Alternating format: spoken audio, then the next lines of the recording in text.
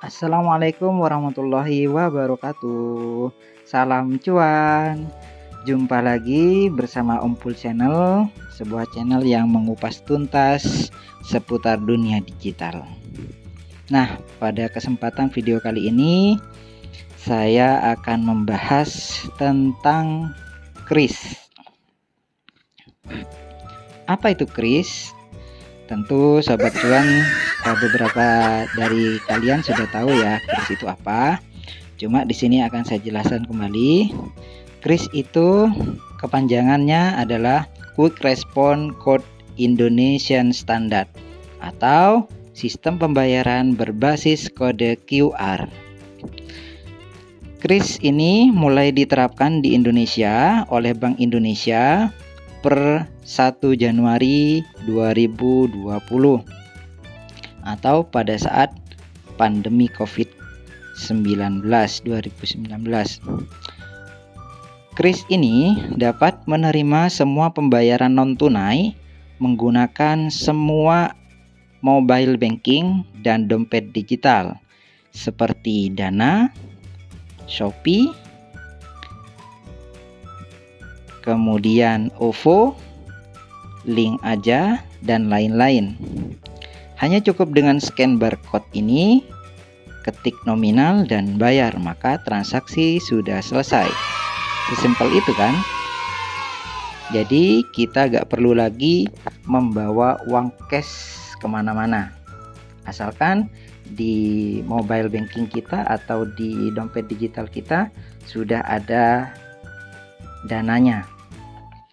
Nah, lalu di manakah kita dapat membuat kris? Kris dapat kita ajukan, yaitu bisa kita ajukan di bank penyedia. Jadi ada beberapa bank yang memang menyediakan pengajuan kris, seperti di BNI, kemudian di Bank Jatim kalau di daerah Jawa Timur itu ada.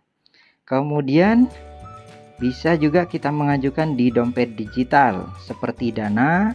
Dana kita di aplikasi Dana itu ada fitur pengajuan untuk kris. Kemudian yang ketiga yaitu melalui beberapa aplikasi di Play Store yang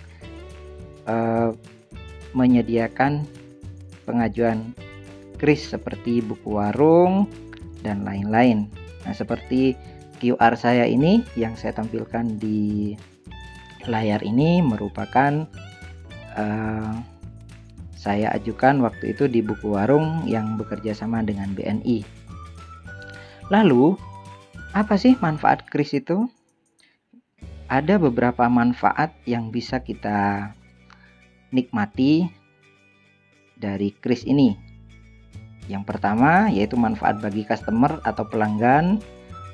Manfaatnya itu transaksinya bisa lebih cepat, yaitu hanya dengan scan di mobile banking atau dompet digital, scan kode seperti di layar ini, kita scan saja, kemudian muncul nama merchant dan ketik nominal pembayarannya, lalu klik bayar, maka transaksi sudah selesai. Kemudian selanjutnya kita manfaat yang kedua tidak perlu membawa uang cash lagi kemana-mana, nggak usah bawa uang cash. Apalagi kalau kita ke mall, biasanya di mall-mall itu sudah ada logo kris di biasanya di meja kasir. Jadi kita hanya tinggal scan saja, nggak usah bayar pakai uang cash. Kemudian yang ketiga yaitu kekinian. Artinya apalagi zaman milenial pandemi seperti ini juga customer biasanya mencari merchant yang menyediakan logo kris. Sementara manfaat bagi merchant apa? Yang pertama, jadi merchant itu dapat meminimalisir atau terhindar dari uang palsu. Jadi karena menerima pembayaran non tunai, jadi kita tidak dapat uang fisiknya, jadi kita pasti dapat uang asli ketika kita cairkan dari ATM atau dari teller. Jadi kita aman, nggak akan mendapatkan uang palsu dari pelanggan. Kemudian yang kedua, meminimalisir kontak dengan customer. Jadi kita tidak akan bersentuhan langsung dengan customer karena kita menerima pembayaran non tunai. Beda dengan pembayaran tunai di mana kita menerima uang fisik dari pelanggan. Apalagi di zaman pandemi seperti ini, uang itu bisa jadi perantara pemaparan virus COVID-19. Kemudian manfaat yang ketiga, kita sebagai merchant tidak usah menyediakan uang kembali lagi kalau untuk transaksi non tunai. Jadi customer membayar sesuai nominal dan kita tidak usah uang kembali lagi. Contoh, harga 95.000 untuk produk, kemudian customer membayar ya 95.000, tidak membayar 100.000, tidak usah kembalian, seperti itu. Kemudian manfaat selanjutnya, tercatat otomatis di dalam sistem. Jadi nggak perlu mencatat lagi, sudah di sistem sudah tercatat secara otomatis. Kemudian selanjutnya meningkatkan branding. Jadi secara tidak langsung merchant kita itu semakin terangkat brandingnya karena sudah kekinian. Jadi sudah merchant modern gitu, menyediakan sistem pembayaran kris. Kemudian kris di sini bukan tanpa kekurangan. Jadi kris di sini juga memiliki kekurangan. Kekurangannya apa? Yaitu pada beberapa penyedia kris di situ masih memberlakukan potongan atau biaya administrasi. Jadi pada beberapa penyedia kris di situ ada yang masih memberlakukan potongan. Satu contoh, biasanya potongannya 0,7%. Jadi